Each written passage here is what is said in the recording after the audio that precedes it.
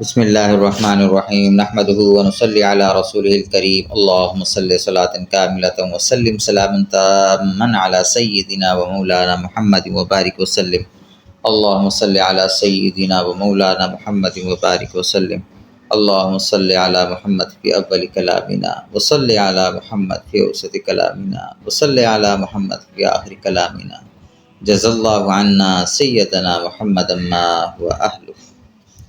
آپ صلی اللہ علیہ وسلم پر پہلی وحی سورہ علق کی ابتدائی 5 آیتیں نازل ہوئیں۔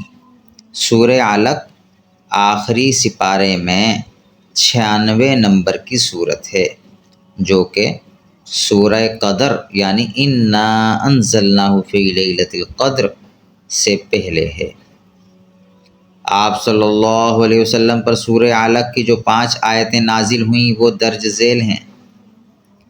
اعوذ باللہ من الشیطان الرجیم بسم اللہ الرحمن الرحیم اقرأ باسم ربک الذی خلق خلق الانسان من علق اقرأ وربک الاکرم الذی علم بالقلم علم الانسان ما لم يعلم۔ ان 5 آیتوں کا ترجمہ یہ ہے، اقرأ باسم ربک الذی خلق، پڑھو اپنے پروردگار کا نام لے کر جس نے سب کچھ پیدا کیا۔ خلق الانسان من علق، اس نے انسان کو جمے ہوئے خون سے پیدا کیا۔ اقرأ وربک الاکرم، پڑھو تمہارا رب پروردگار سب سے زیادہ کرم کرنے والا ہے۔ الذی علم بالقلم، جس نے قلم سے تعلیم دی۔ علم الانسان ما لم يعلم، انسانوں کو اس بات کی تعلیم دی جو وہ نہیں جانتا تھا۔ پہلی وحی کے بعد 3 سال تک وحی کا سلسلہ بند رہا۔ 3 سال بعد قرآن کریم کی دوسری وحی نازل ہوئی۔ اس 3 سال کے عرصے کو جس میں وحی بند رہی یعنی قرآن پاک نازل نہیں ہوا، اس زمانے کو فترۃ الوحی یعنی فطرت کا زمانہ کہا جاتا ہے۔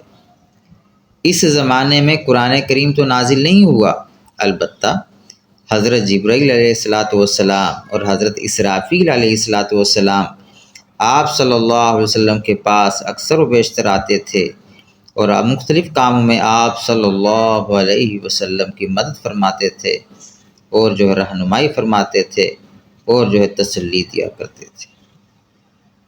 آپ صلی اللہ علیہ وسلم پر پہلی وحی نازل ہونے کے 3 سال بعد دوسری وحی نازل ہوئی۔ اس دوسری وحی میں سورہ مدثر کی ابتدائی 5 آیات نازل ہوئیں۔ سورہ مدثر 29ویں سپارے میں ہے، 74 نمبر کی صورت ہے، یعنی پہلی وحی سورہ علق کی 5 آیتیں نازل ہوئیں اور دوسری وحی میں سورہ مدثر کی 5 آیتیں نازل ہوئیں۔ سورہ علق آخری سپارے میں ہے اور سورہ مدثر 29ویں سپارے میں ہے۔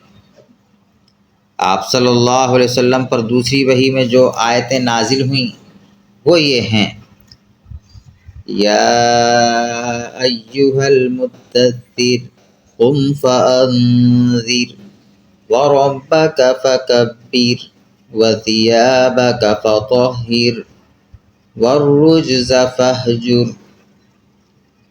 یا ایہا المدثر، اے کپڑے میں لپٹنے والے، قم فانذر، اٹھو اور لوگوں کو خبردار کرو، وربک فکبر، اور اپنے پروردگار کی تکبیر کہو، وثیابک فطہر، اور اپنے کپڑوں کو پاک رکھو، والرجز فہجر، اور گندگی سے کنارہ کر لو۔